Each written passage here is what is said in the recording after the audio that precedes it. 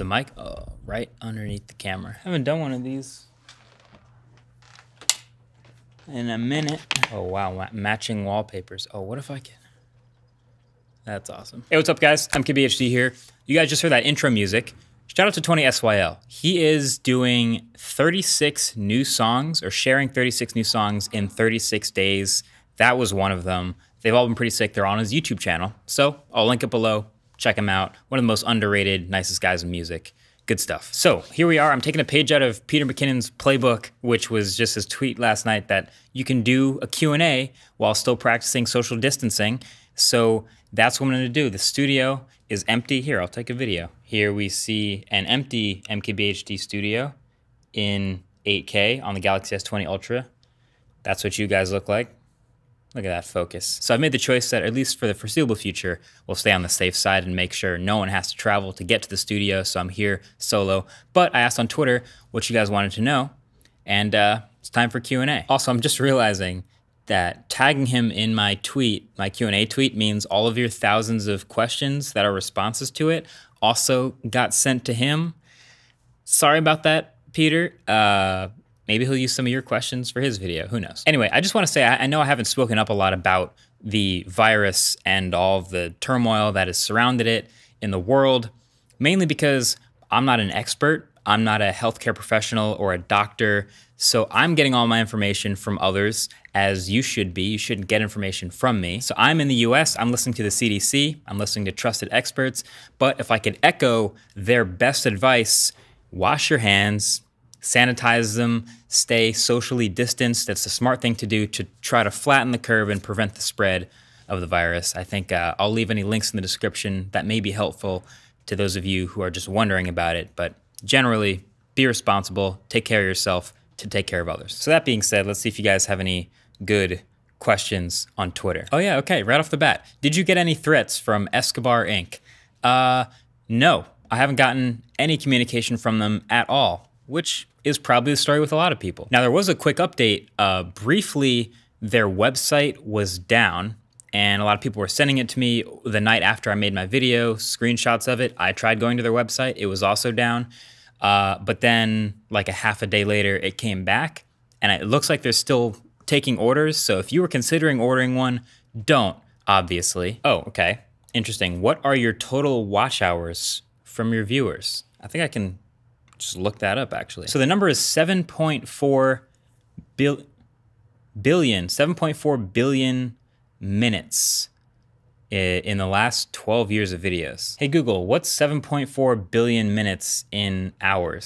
7,400,000,000 minutes is equal to 1.233 times 10 to the 8 hours. Hey Google, what's 7.4 billion minutes in days? 7,400,000,000 minutes is equal to 5.139 times 10 to the 6 days. Hey Google, what's 7.4 billion minutes in years? Here's a summary from the website researchmaniacs.com. Let's start with how you would write 7.4 billion with numbers only. 1. 7,400,000,000. And this is how you would write 7.4 billion with letters only. 2. Hey Siri, what's 7.4 billion minutes in years? 14,069.8 years. Nice. Okay, what do you most want from the new iPhones this year? For me, it's night mode. It is a super cool feature to have on your phone. Cool.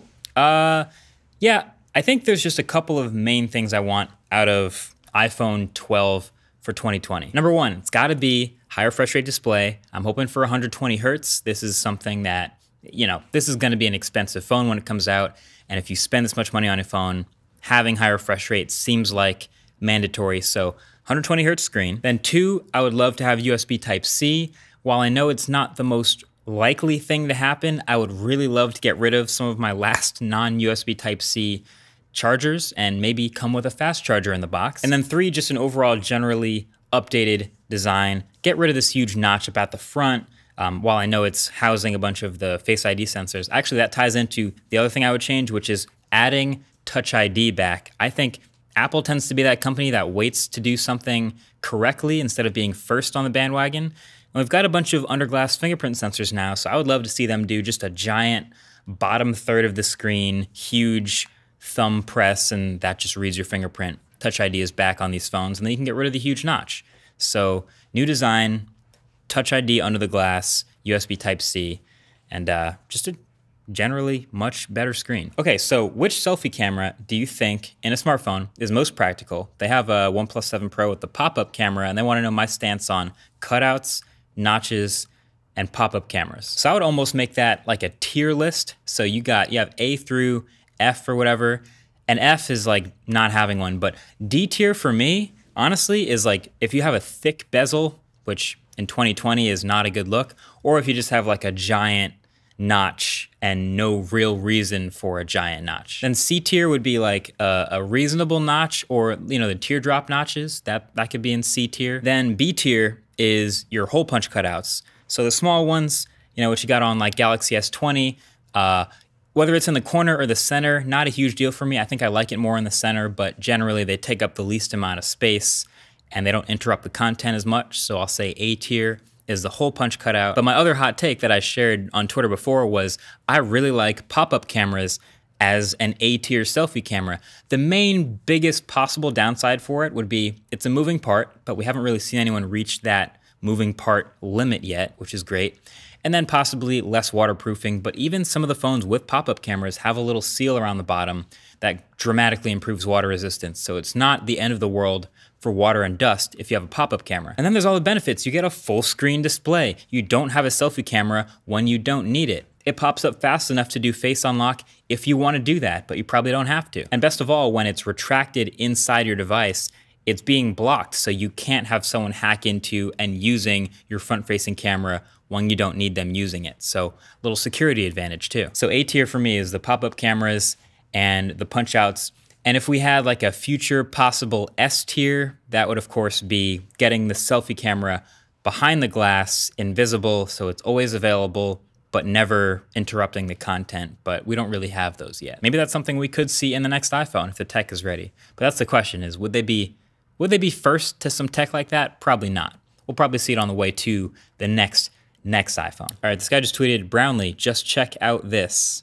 Just check this out. And it's the TCL rollable phone concept. Okay, so I've had my eye on this and I've thought about it a lot since we first saw it. For those who don't know, TCL in New York City not too long ago, I wish I got to be there, but they showed a bunch of concept foldable smartphone modular designs, just because they can. So while there were a lot of working phones technically there, as far as I know, none of these were actually slated to come out as real phones, but there was everything from this triple folding display that makes like a W shape and you can fold it up like a xylophone and it's got 3 panes when it's open.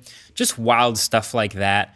TCL figured they'd just make a bunch of them and be first to it, and if they get good response, maybe they'll make them later. But the one that really caught my eye, and we talked about this on the Waveform podcast, was this rollable, like scroll-like display. So, and this one wasn't even a real working screen. It was just paper, like a fake screen on top. But the idea was still there, that you could have a regular-sized smartphone with a full-size display, looking totally normal, that you use on a regular basis, and when you want to expand it to a bigger screen, you just pull it out, and from behind, this extra screen appears, and now you have this larger display that you just peeled out like a scroll. Actually, now that I think about it, it was really difficult to explain on the podcast, but seeing it and seeing some demos of it really got the gears turning, like maybe foldable isn't the only way to use these flexible displays to put a bigger screen in a smaller form factor. This whole rolling thing, I don't know if it's not possible yet with a screen on it or if it would just damage the screen too much, but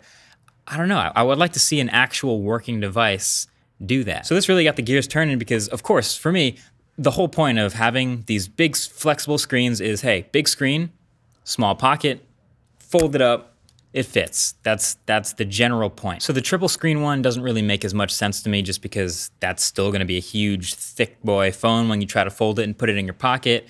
It looks cool, but it's also not super useful. That's form over function. But this rollable screen one looked interesting. And I'll pass that actually to you guys in the comment section. Would you rather have a rollable display or a foldable display? Just on what you've seen on that foldable display concept. All right, someone asked, how's the new studio coming along? Also advice for an upcoming tech YouTuber. Cheers. yeah, the studio's coming along great. I posted a couple updates on Twitter and Instagram so far if you want to check those out. I would go shoot down there now if I wasn't trying specifically to be social distancing responsibly. We're gonna have some blackout shades in there and a lot of blinds. We're gonna have some new light switches. We're gonna have fiber internet in there, gigabit internet. That's pretty sick. And then just acoustic treatment is the #1 thing for us to worry about for the entire space. So slowly but surely. All right, here's a potential sad one or great one. Opinions on the upcoming Canon EOS R5 and would you purchase it? I want to just say yes. So a lot of us camera nerds have been following this, but if you haven't, there are rumors and partially confirmed rumors now that Canon is working on a new EOS R called the R5. It's gonna be a pro level camera. It's gonna have 8K video with advanced autofocus, and it's gonna have all these pro features and be an amazing video camera. And that's about all they've told us, is that that's what they're working on. Matter of fact, Peter McKinnon's probably seen more of this than anyone. He's held one and talked to Canon about it, but generally, I wanna be excited about it, but I also know Canon. And if you've followed Canon stuff, you know there's always a catch. There's always a great camera, all the great specs, but this horrible thing. Like I have a Canon EOS R, love that camera for a lot of stuff, great video quality, but huge crop. And this has happened with other cameras. The 1DX Mark III is awesome, but proprietary memory cards. This happens a lot. I'm nervous about what that hitch is gonna be for the EOS R5. Is it gonna be $20,000 or is it gonna be record limit at 8K or overheating problems or crop or autofocus? What is it gonna be? So I'm hesitant to get excited about it, but kind of like the Red Komodo, we don't really know that much about it, so I'll keep my fingers crossed. All right, I'm gonna end it with, actually, I had some questions for you guys that I polled you on Twitter. 2 things. One was just straight up, how many of you guys have a case on your phone? You might have seen this in one of the last videos. And if I was guessing, I would have said something maybe a little over 50-50. I know cases are popular, but surely not everyone has a case, right? But just of this audience, 80% of you have a case on your phone, which means in the rest of the world, I'm sure it's even higher. So that was pretty interesting. And then the other question I asked you guys was, what is your phone volume set to? Is it volume on, silent, or vibrate? And I literally never have my volume on as far as my ringtone. I don't even know what my ringtone sounds like most of the time. And so far, the poll is running right now on Twitter, but so far, vibrate is winning, but that could change as the rest of the votes fill in, but I don't know. I like learning about these behaviors that I sort of take for granted and then actually ask you guys about and figure out the answer is totally wild. Like, why did 25% of you have your volume on all the time? Why? I don't get it. Why is it always on? So anyway, that's been it. Thank you for the Q&A. Hopefully you guys are staying safe out there. And by out there, I mean in there, because you're staying home. And yeah, I guess let's just let these internet videos be our little safe haven for entertainment while we're, you know, self-quarantining basically and keeping the world safe. Thanks for watching. Catch you guys in the next one. Peace.